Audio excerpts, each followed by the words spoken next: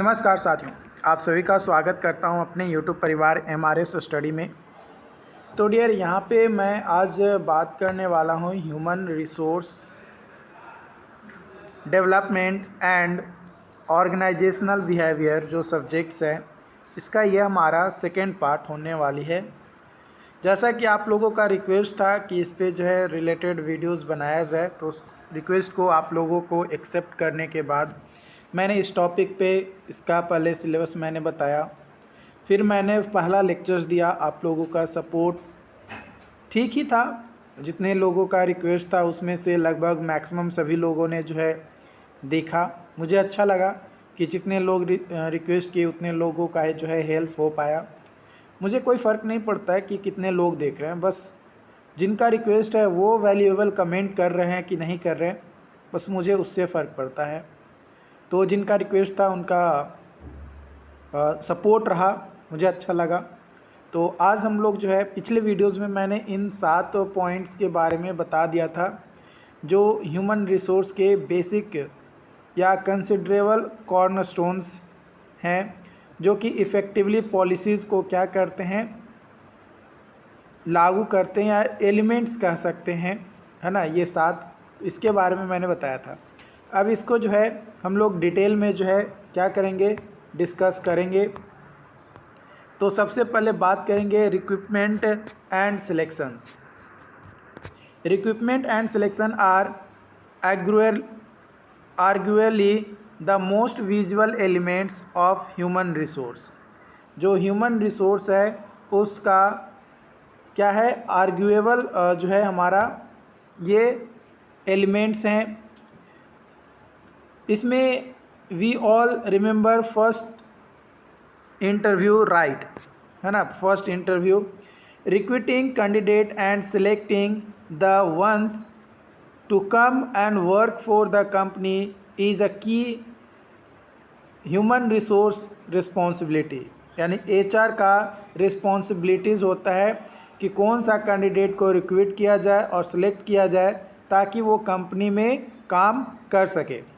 People are life blood of organization and finding the best fit for the key task. मतलब जो भी task हैं, जो भी प्रोजेक्ट्स हैं, जो भी काम है, उसको करने के लिए अच्छे से करे, है ना, उसके लिए फिट हो, ये जो है लोगों में अवेयर हो और लोगों को वैसे ही लोगों को क्या किया जाए, अपॉइंट किया जाए।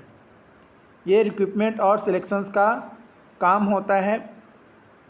The request for new hires usually start when a new job is created or an existing job opens up.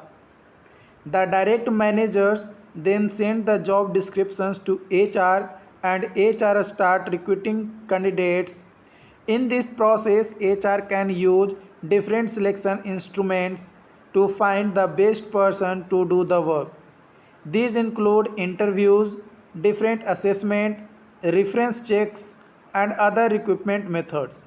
देखो होता क्या है, रिक्रूटमेंट कैसे होता है। सबसे पहले जो डायरेक्टर्स होता है वो देखता है कि कितना सीट जो है हमारे पास खाली है। जो भी सीट खाली रहता है ना, उसको क्या किया जाता है, HR के पास डिस्क्रिप्शन भेजा जाता है कि भाई इतने, इस डिपार्टमेंट में इतने सीट जो है खाली हैं। उस सीट के अनुसार जो है क्या करता है, जितना सीट बताया जाता है उसके अनुसार उससे 2 गुना 2.5 गुना लोगों को जो है बुलाया जाता है ना। कई बार जो है HR क्या होता है, एग्ज़ाम बेसिस पे लेते हैं, कई बार इंटरव्यू होते हैं। तो एग्ज़ाम में कुछ लोगों को छांटा जाता है, फिर इंटरव्यू में छांटा जाता है, फिर कई सारे लोगों को अलग अलग तरीके से देखा जाता है। मतलब डॉक्यूमेंट वेरीफाई, मतलब बहुत प्रोसेस होते हैं।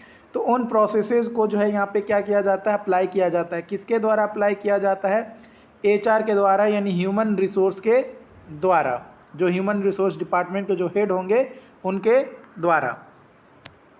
Sometimes when there is a lot of candidate, HR may deploy pre-selection tools. These tools help to separate the wheat from the chaff when it comes to suitable candidate. The successful candidates then continue to next round when they are interviewed and receive a more in-depth assessment. जैसा कि मैंने बताया कि कई बार जब भीड़ बहुत ज़्यादा हो जाता है, कैंडिडेट का संख्या ज़्यादा हो जाता है, तो एग्ज़ाम लिया जाता है ना, या जो कॉलेज में मार्क्स होते हैं उसको जो है देखा जाता है। कई सारे चीज़ें होती है जिसके बेसिस पे जो कैंडिडेट्स होते हैं उनको जो है छांटा जाता है, और छांटने के बाद जो बचते हैं उनको जो है इंटरव्यू लिया जाता है और डीप असेसमेंट होता है। तो डियर, अगर आप इंजीनियर प्लस ऐप को डाउनलोड नहीं किए हैं तो जाकर डाउनलोड कर सकते हैं। उस पर कई सारे आपको इंटरेस्टिंग क्या मिलेंगे, नोट्स अलग अलग सब्जेक्ट्स के, और लेक्चर्स भी अलग अलग सब्जेक्ट्स के आपको जो है मिलेंगे। साथ ही साथ आपको जो है और भी कई सारे बेनिफिट्स वहाँ पे जो है देखने को मिलेंगे आपके एग्ज़ाम पॉइंट ऑफ व्यू से, सेमेस्टर पॉइंट ऑफ व्यू से।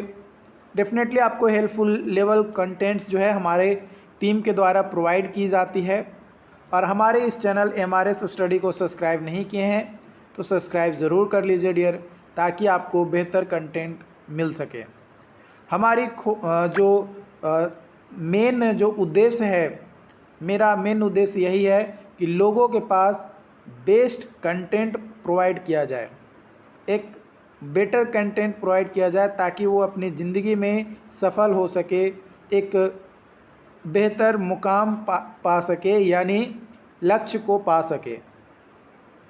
तो चैनल को ज़रूर सब्सक्राइब कर लीजिए। आगे बढ़ते हैं।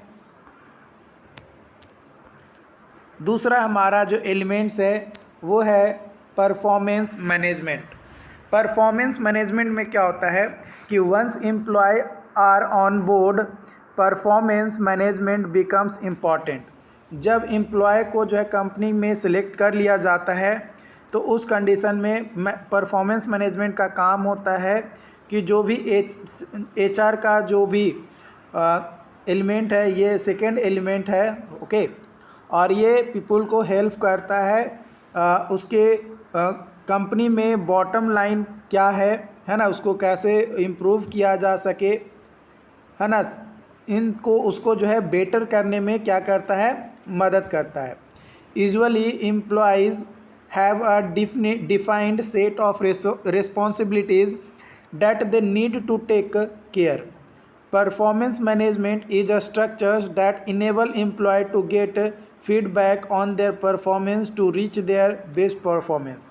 इसमें होता क्या है कि जो परफॉर्मेंस मैनेजमेंट होते हैं वो एक स्ट्रक्चर्स बनाते हैं। वो क्या कहते हैं कि जो भी कैंडिडेट या जो भी एम्प्लॉय काम कर रहा है ना, जो भी एम्प्लॉय काम कर रहा है तो उसका एक परफॉर्मेंस देखा जाता है कि भाई वो काम कैसा कर रहा है।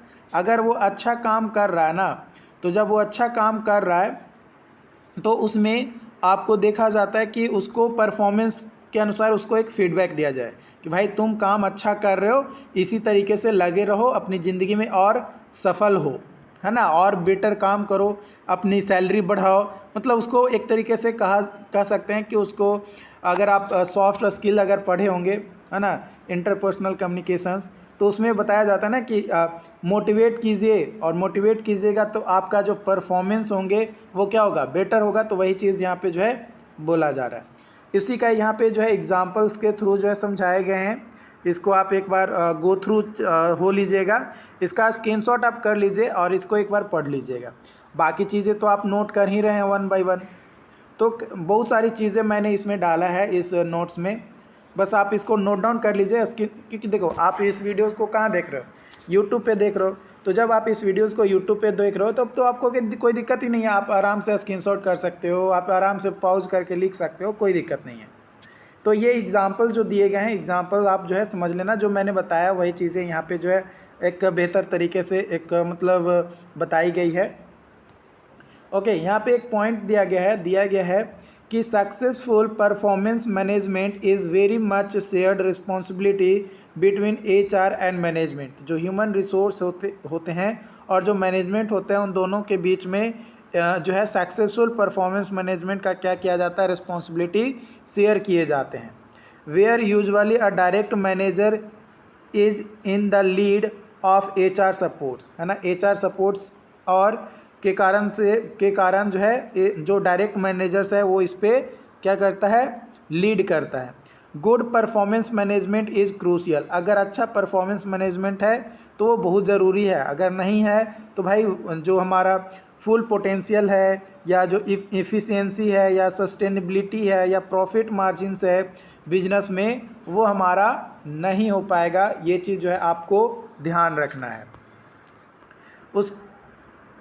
उसके बाद है आपका learning and development. Learning and development जो है ये तीसरा एलिमेंट्स है हमारा एचआर का। People are the product of life experiences the country and era they grow up in and range of culture influences within HR. Learning and development ensures that employees adopt to change in processes, technology and societal and legal shift. इसमें कहा क्या जा रहा है कि जो भी लोग हैं ना, हम लोग जो इंसान हैं, हम लोग अपने लाइफ में जो गलतियां करते हैं ना उससे सीखते हैं, या जो दूसरे लोग गलतियां करते हैं उसको देखकर हम लोग जो है सीखते हैं और अपने आप में क्या करते हैं, इम्प्रूवमेंट लाने की कोशिश करते हैं। तो अगर कोई व्यक्ति लर्निंग और डेवलपमेंट चाह रहा है, यानी एम्प्लॉय अपने अंदर जो है चेंजेस लाना चाह रहा है। चेंजेस कई तरीके से हो सकते हैं। आप मशीन लर्निंग कर सकते हैं, यानी टेक्नोलॉजी का यूज कर सकते हैं। पहले क्लासेस कैसे होती थी, ऑफलाइन क्लासेस होती थी, जाइए क्लास में बैठिए 2 घंटा 3 घंटा 4 घंटा, है ना। और अब क्या हो गया है, अब ऑनलाइन हो गया है। आप हमारी वीडियोस कैसे देख रहे हैं, ऑनलाइन ही देख रहे हैं ना। आप गए यूट्यूब पे खोले या हम ऐप डाउनलोड किए, या तो हमारा ऐप डाउनलोड करके पढ़ रहे होंगे या किसी और का, लेकिन इस वीडियोस को देख रहे होंगे तो डेफिनेटली आप हमारी वीडियोस देख रहे हैं। तो हमारी वीडियोस ऐप पे भी अवेलेबल है और आपका जो है यूट्यूब पे भी अवेलेबल है, तो आप दोनों जगह देख रहे हैं इसको। तो ये चीज़ जो है आपको समझना है और बेहतर तरीके से जानना है, और क्या है। ओके, जो लर्निंग और जो डेवलपमेंट है ये हेल्प करता है हमारा एम्प्लॉय को टू री स्किल एंड अप स्किल, है ना, अपने स्किल्स को बढ़ाने में या नया स्किल्स सीखने में। Learning and development is led by HR, है ना, ह्यूमन रिसोर्स के द्वारा, यानी एचआर के द्वारा ये लीड किया जाता है। And good policies can be very helpful in advancing the organization towards its long term goal, है ना। लंबे समय के लिए एक गोल बनाया जाता है, उसके बेसिस पे ही जो है क्या किया जाता है, पॉलिसीज़ बनाई जाती है। Once the HR trends for 2023 is bring learning into day to day work and helping employee develop soft and hard skills that are aligned with organizational goals. जो भी ऑर्गेनाइजेशनल गोल्स है उसमें सॉफ्ट स्किल्स और hard skills दोनों का knowledge होना ज़रूरी है। और अभी जो है HR ये जो है ये ट्रेंड्स पे चल रहे हैं, क्योंकि बहुत ज़्यादा मांग है। अगर आपके पास स्किल्स हैं, आपके पास सॉफ्ट स्किल्स है, हार्ड स्किल्स है, तभी जो है आपको जॉब मिलेंगे, अगर नहीं है तो फिर कहाँ से मिलेगा। ओके, तो आपको कुछ अलग और नए तरीके से सोचना होगा। अगला एलिमेंट है, चौथा एलिमेंट्स है succession planning. Succession planning is the process of planning contingencies in case of key employee leaving the company. For example, a crucial senior manager quit his or her job, having a replacement ready with guarantee of continuity and can save company significant money. यहाँ पे कहा क्या जा रहा है कि एक तरीके का प्रोसेस है जिसमें क्या होता है कि मान लो कोई कंपनी छोड़ रहा है, तो उसको एक पैसा जो भी उसका मालिक की एक कॉन्ट्रैक्ट होता है ना, तो जो भी कॉन्ट्रैक्ट हो रहता है तो उसके बेसिस पे उसमें जो भी पैसा दिया गया है या तो फाइन पेनल्टी लगाया जाए या जो भी है, अलग अलग कंडीशंस हो सकते हैं। तो उस कंडीशंस को कंपनीज और जो एम्प्लॉय छोड़ रहा है दोनों एक दूसरे को फुलफ़िल करना चाहिए। जो सक्सेशन प्लानिंग होता है ये बेस्ड होता है परफॉर्मेंस रेटिंग और लर्निंग एंड डेवलपमेंट के एफर्ट के ऊपर। This result in the creation of talent pipeline. This is pool of candidate who are qualified and ready to fill positions in case of leaving. अगर मान लो कि जो employ छोड़ दिया, तो अब जिसका अच्छा परफॉर्मेंस और रेटिंग रहा है और लर्निंग एंड डेवलपमेंट में एफर्ट अच्छा रहा है, उसको जो है उस पोस्ट को दे दिया। मान ली कि कोई मैनेजर के पोस्ट से छोड़ा, तो डायरेक्टर क्या करेगा, जो डायरेक्टर रहेगा वो देखेगा कि परफॉर्मेंस भाई पहले किसका था, है ना। तो जिसका परफॉर्मेंस अच्छा रहेगा उसको जो मैनेजर का पोस्ट दे दिया जाएगा उस एम्प्लॉय को। उसके बाद है कंपनसेशन एंड बेनिफिट्स। ये भी हमारा एलिमेंट है एचआर का। ये इस एलिमेंट में बताया जाता है कि अगर किसी तरीके का कोई एम्प्लॉय है और अच्छा काम करता है तो, या फिर ज़्यादा टाइम तक काम करता है, एक्स्ट्रा काम करता है, तो उस कंडीशन में कंपनी का काम होता है कि कंपनसेशन और बेनिफिट्स देना। कंपनसेशन जनरली वर्ड यूज किए जाते हैं उस कंडीशन में जब मान लो किसी तरीके का कोई एक्सीडेंट वगैरह हो जाए कंपनी में, है ना, और उसे जो है एम्प्लॉय को जो है कुछ लॉसेज हो रहा है ना, तो उस कंडीशन में कंपनसेशन जो है दिए जाते हैं। बेनिफिट्स कब दिए जाएंगे, जब कोई एम्प्लॉय बहुत अच्छा काम कर रहा है ना, उसको मोटिवेट करने के लिए जो है बेनिफिट्स दिए जाते हैं। Making the right offer of pay is a key part of attracting the best talent. This must be balanced with the budget and profit margin of the company. HR should monitor pay increases and set standards of merit. HR may also carry out a pay audit on occasion. मान लो कि कोई occasion आया तो उस occasion पे किस employ को कितना प्रॉफिट देना है, कितना उसको पैसा एक्स्ट्रा देने हैं, ये एचआर का ही काम होता है। वही मॉनिटर करता है कि किसकी सैलरी बढ़ानी है, किसकी सैलरी घटानी है, कौन अच्छा काम कर रहा है, कौन अच्छा काम नहीं कर रहा है। जो अच्छा काम कर रहा है उसको अच्छे अच्छे ऑफ़र देकर और उसको मोटिवेट किया जाता है। जो ख़राब काम करता है उसको कोई पूछता नहीं है। ये चीज़ आपको जो है ध्यान रखना है।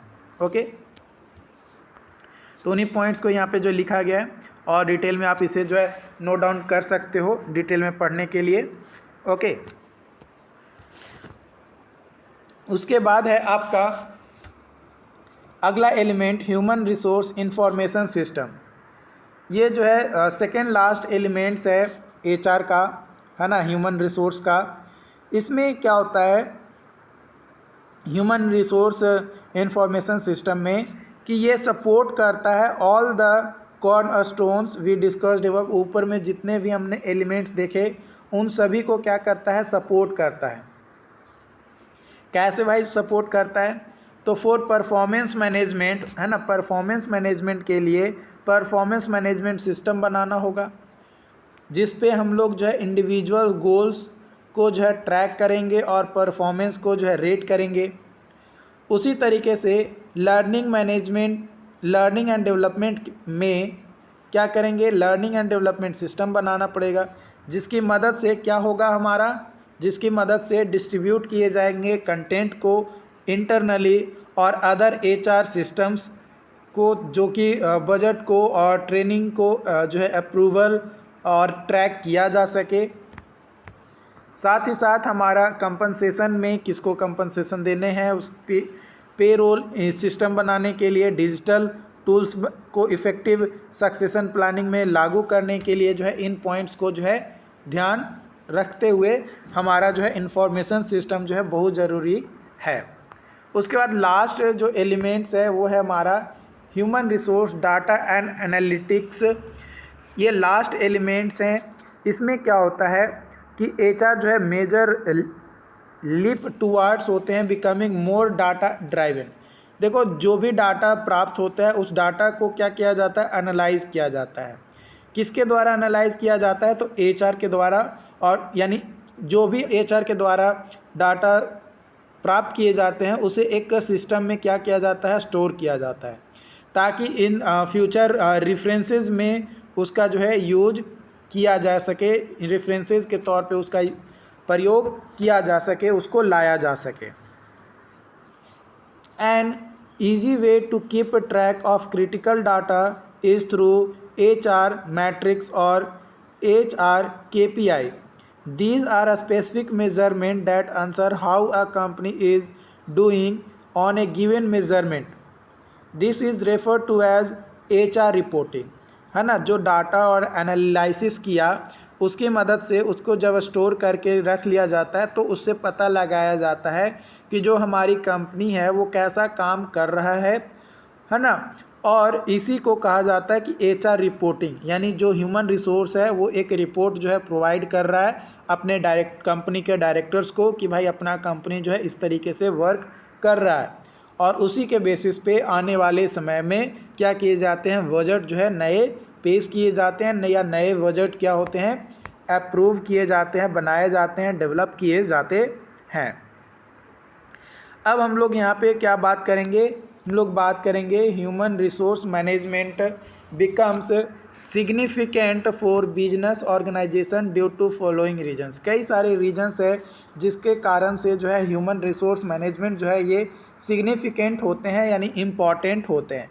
यानी अगर आपके एग्ज़ाम में क्वेश्चन आ गया कि ह्यूमन रिसोर्स मैनेजमेंट का इम्पॉर्टेंस क्या है बिजनेस ऑर्गेनाइजेशन में, तो सबसे पहला ऑब्जेक्टिव ये होता है कि ह्यूमन रिसोर्स मैनेजमेंट जो है हमें मदद करता है कंपनी को उसके ऑब्जेक्टिव को अचीव करने में, पॉजिटिव एटीट्यूड को वर्कर में क्या है उसको क्रिएट करना, रिड्यूस वेस्टेज और मैक्सिमम यूज ऑफ रिसोर्सेज किया जाता है। Okay, facilities states professional growth, कोई भी प्रोफेशनल ग्रोथ होता है तो उसमें फैसिलिटी जो है प्रोवाइड करता है।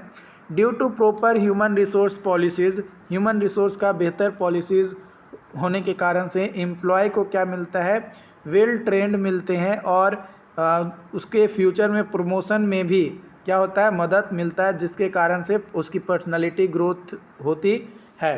Better relations between union and management, union और मैनेजमेंट में एक बेटर जो है क्या होता है, रिलेशन क्रिएट करता है। Healthy human resource management practice can help organization to maintain cordial relationship with unions, है ना। यूनियंस के साथ जो है कोऑर्डिनल रिलेशनशिप जो है बनाने में क्या करता है, मदद करता है। साथ ही साथ हमारा हेल्प करता है individual to work in a team, है ना। कोई अकेले काम कर रहा है तो उसको टीम में काम करने में के लिए भी जो है हेल्प किया जाता है, मतलब उसको एक एडजस्ट कि कैसे जो है टीम के साथ काम करना चाहिए ताकि जो वर्क परफॉर्मेंस है उसमें इम्प्रूवमेंट लाया जा सके।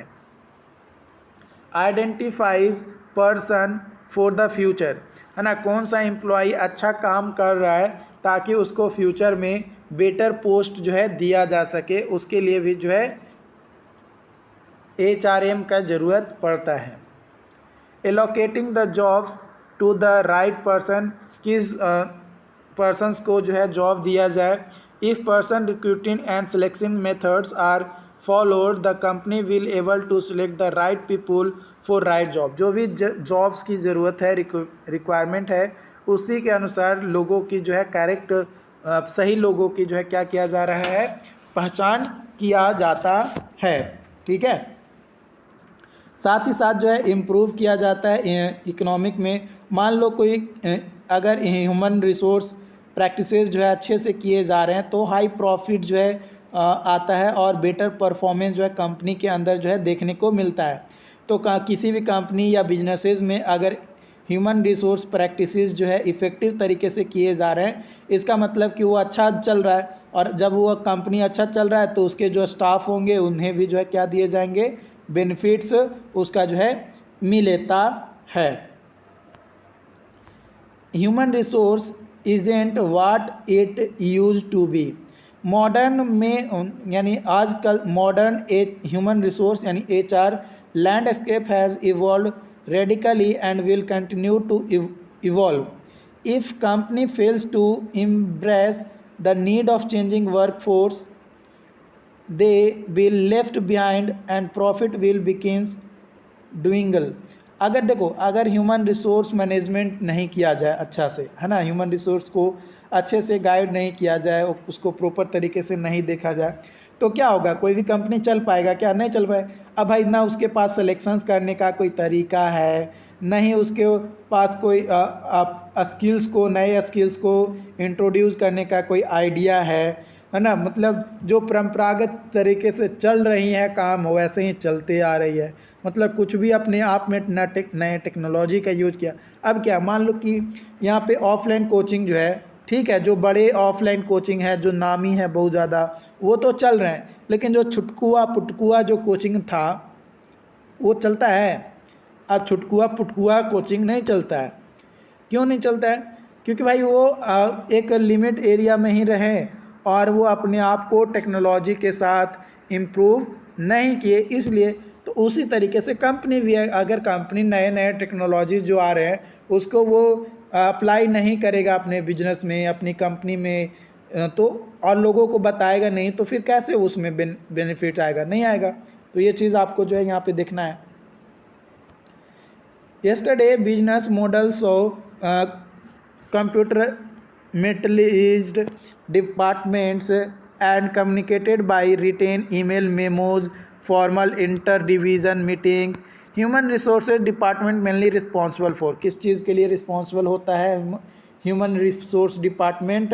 तो वो responsible होता है sourcing and engaging new employee through reactive hiring, compiling employee contracts and negotiating employee benefits, onboarding new employee and conducting exit interview, compiling data from performance appraisals and distribution results, staff training gap analysis, training recommendations and sourcing trainers, keeping abreast with poor legislation and keeping management updated, chairing and ensuring the fairness of grievances and disciplinary procedures, payrolls through many companies view payrolls on finance function, adding new and removing terminated employees, adjusting for increase, etc. Occupational health and safety in some industries, high risk industries have separate dedicated departments जो है इसके लिए बनाए जाते हैं, जहाँ पे बहुत ज़्यादा रिस्क वाला कंपनी या इंडस्ट्री होता है वहाँ पे। तो ये सभी जो है तरीके हैं, मतलब यहाँ पे यही बोला गया है कि किस तरीके से एम्प्लॉय को लिया जाए, कब एम्प्लॉय को बाहर किया जाए, है ना, किस एम्प्लॉय को प्रमोशन दिया जाए, कैसे सेलेक्ट किया जाए। तो इन सभी को जो है क्या किया जाता है, उसी को जो है यहाँ पे जो है डिटेल में दिया गया है, बताया गया है आपका। Changing role of HR, HR का जो है चेंजिंग रोल क्या होता है? तो HR today is dynamic department, ये बहुत ज़्यादा डायनेमिक डिपार्टमेंट है आज, है ना, क्योंकि ये बहुत ज़्यादा इम्पॉर्टेंट रोल निभाता है, क्योंकि इसमें जो है यूज किए जाते हैं कई सारे different technologies to automate processes, improve communications. Boardrooms executives have also come to recognize the value of human resource and staff are no longer viewed as a expense but as human capital, है ना। Human capital के तौर पे जो staff होते हैं वो ज़्यादा काम नहीं करते हैं, लेकिन जो बोर्ड रूम के एग्जीक्यूटिव्स होते हैं उनको पता होता है कि ह्यूमन रिसोर्स डिपार्टमेंट जो है का वैल्यू क्या है। Okay, HR plays a vital role in a strategic planning because department is tasked with ensuring that core roles are filled with best candidate at the appropriate time. Also, employee engagement has become a priority for retaining and attracting the best talent, है ना। अच्छा talent जिसके पास है, जो अच्छा काम कर सकता है, वैसे एम्प्लॉय को जो है सिलेक्ट करना, कैंडिडेट को सिलेक्ट करना और सही टाइम पे सिलेक्ट करना ही इस एचआर का क्या होता है, मेन मकसद होता है। जो एचआर डिपार्टमेंट्स होते हैं उसका मेन मकसद जो है आपका यही होता है।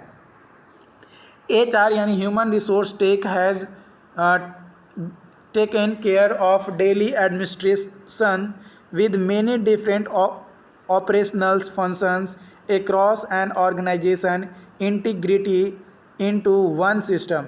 The various departments can extract any information that require and automatically update information from another divisions.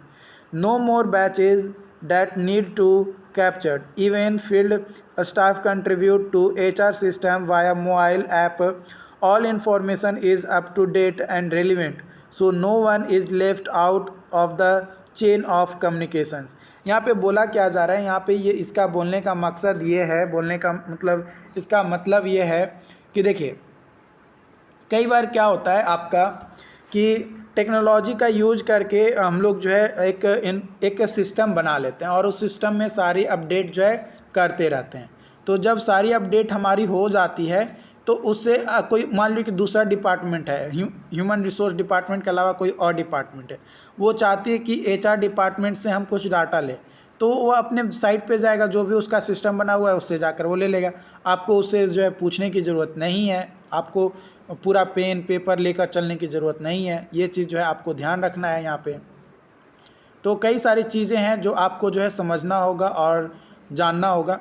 देखो ये जो टॉपिक है ये आपका इंटरेस्टिंग है, अगर आप इस चीज़ को समझ लेते हो तो ये आपके लिए बहुत ज़्यादा हेल्पफुल होने वाला है, क्योंकि ये आप आप कभी भी जॉब करोगे तो कभी ना कभी तो आपको वैसे पोस्ट मिलेंगे जहाँ पे आपको जो है रिक्रूट करने पड़ेगा। तो उस कंडीशन में आपको इसके बारे में, इसके रोल्स के बारे में, इसकी इम्पोर्टेंस के बारे में आपको पता होना चाहिए। बात किया जाए आजकल ह्यूमन रिसोर्स का क्या रिस्पॉन्सिबिलिटीज़ है, तो देखो आजकल जो ह्यूमन रिसोर्स की जो रिस्पॉन्सिबिलिटीज़ है मैं यहाँ पे शॉर्ट में बताऊँगा, उसकी जो डिटेल पॉइंट्स हैं है ना, डिटेल जो डिस्क्रिप्शंस हैं वो यहाँ पे दिए गए हैं पीडीएफ में जो है आपको दिए गए हैं। आपको जो है स्क्रीनशॉट कर लेना है और अपना खुद का नोट्स बनाना है। मैं थोड़ा रुक कर पढ़ूँगा, ठीक है। तो पहला जो रोल है या रिस्पॉन्सिबिलिटीज़ है वो है sourcing top talent and build a talent pool to fill future vacancies, है ना। फ्यूचर में जो आने वाली वैकेंसीज होती है उसको बेहतर तरीके से अच्छे लोगों को जो है सिलेक्ट किया जाए, उसके लिए जो है यहाँ पे उनके टैलेंट्स को जो है चेक करना पड़ता है, उसको नज़र रखना पड़ता है। दूसरा, managing staff retention through employee engagement, employee का इंगेजमेंट जो है अच्छा से बना रहे, है ना, सभी एम्प्लॉय अच्छे से काम करें, उसके लिए जो है उसका रिटेंशन बना हुआ रहना चाहिए। अब मान ली कि किसी को कुछ काम करने में मन नहीं लग रहा है, तो अगर किसी को कोई काम करने में मन नहीं लग रहा है तो उसको क्या किया जाए, उसको मोटिवेट किया जाए। अगर वो एम्प्लॉय बहुत अच्छा है, वो काम करने में बहुत अच्छा रहता है, लेकिन कई बार जो है डीमोटिवेट हो जाता है, तो उसको जो है मोटिवेट टाइम टू टाइम देते रहना। साथ ही साथ एम्प्लॉय को जो है वेलनेस, यानी किसी का अगर हेल्थ वगैरह ख़राब हो गया तो उसको जो है क्या किया जाए, एक मतलब लाइसेंस मतलब कह सकते हैं या इंश्योरेंस जो है प्रोवाइड कर दिया जाता है कि भाई आप यहाँ पे जाओ, आपको जो है 2-3 दिनों के लिए घूम लो, है ना, मतलब अपने आप को हमेशा फिट रखो। अगर एम्प्लॉय अच्छा रहेंगे, उनका हेल्थ अच्छा रहेगा तो ऑब्वियसली वो काम जो है अच्छा करेंगे। अगर हेल्थ ही किसी एम्प्लॉय का ख़राब रहेगा, हेल्थ पुअर रहेगा, तो काम कहाँ से करेगा, नहीं करेगा। एम्प्लॉय कंपनसेशन एंड बेनिफिट्स, अगर कोई अच्छा काम कर रहा है कोई एम्प्लॉय या किसी तरीके का कोई घटना हो गई तो उस कंडीशन में उसको कंपनसेशन दिया जाए। किसी को मोटिवेट करने के लिए अच्छा काम कर रहा है तो उसको बेनिफिट दिए जाए, गिफ्ट दिए जाए। पाँचवा जो है आपका है जो बेनिफिट रूल्स है वो है compliance with labour law and local legislation, मतलब लेबर के लिए बेटर एक लॉ बनाना ताकि जो है लेबर का जो है ज़्यादा एक्सप्लॉयटेशन जो है ना किया जा सके। छठा जो रोल या इम्पोर्टेंस है वो है एम्प्लॉय ट्रेनिंग एंड डेवलपमेंट, जो भी एम्प्लॉय काम कर रहे हैं, अगर कोई नए टेक्नोलॉजी इंट्रोड्यूस कर रहे हैं कंपनी में तो उसके बारे में जो है एम्प्लॉय को क्या करना, ट्रेनिंग प्रोवाइड करना ताकि वो बेटर उसमें जो है अपना परफॉर्मेंस दे सके। आई होप कि आज का जो सेशंस था ये आपको समझ में आया हो। अगर फिर भी किसी तरीके का कोई डाउट्स आता है तो आप हमें ज़रूर बताएं ताकि आपकी बेहतर हेल्प किया जा सके, ठीक है। और आपके लिए जो है डियर मैं अपने तरफ से पूरी कोशिश कर रहा हूँ आप लोगों को बेटर कंटेंट प्रोवाइड कराने की। तो आप लोगों का भी फ़र्ज़ बनता है कि इस कंटेंट का सही से यूटिलाइजेशन कीजिए और अपना प्रॉपर नोट्स बनाकर अपना एग्ज़ाम जो है अपना दीजिए ताकि आपका जो है बेहतर मार्क्स आ सके। देखो इसमें टोटल अगर बात किया जाए तो human resource development and organisational behaviour यानी HRDOB ये जो सब्जेक्ट्स है इसमें टोटल 5 मॉड्यूल हैं, है ना। इसमें टोटल कितने मॉड्यूल हैं, 5 मॉड्यूल है। इन 5 मॉड्यूल में अगर आप मिनिमम 3 मॉड्यूल भी कवर कर लेते हो, है ना, मिनिमम 3 मॉड्यूल भी कवर कर लेते हो तो आप एग्ज़ाम में 40% क्वेश्चन जो है आप मतलब आराम से मतलब बना लोगे 40 मार्क्स का, या अप्रॉक्स 60% आप कह सकते हो कि सिलेबस आपका लगभग कंप्लीट रहेगा, है ना। 60% अगर आपका सिलेबस रहेगा तो आप कितनों कम से कम होगा तो 50% सिलेबस तो आपका आराम से कंप्लीट रहेगा। और 50% सिलेबस रहेगा तो ऑप्शनल रहता है कि भाई ये नहीं आ रहा है तो ये बना लो, ये नहीं आ रहा है तो ये बना लो, तो आप उसमें आराम से इसको जो है बना पाओगे। तो 3 मॉड्यूल तक तो आपको समझना ही है, जानना ही है। मैं अपने तरफ से आपको बेस्ट कंटेंट प्रोवाइड करा रहा हूँ डियर, बस आपका भी सपोर्ट बना रहना चाहिए आपका, है ना। और चैनल को जो लोग सब्सक्राइब नहीं किए हैं सब्सक्राइब ज़रूर कर लीजिए। Thank you so much for joining us.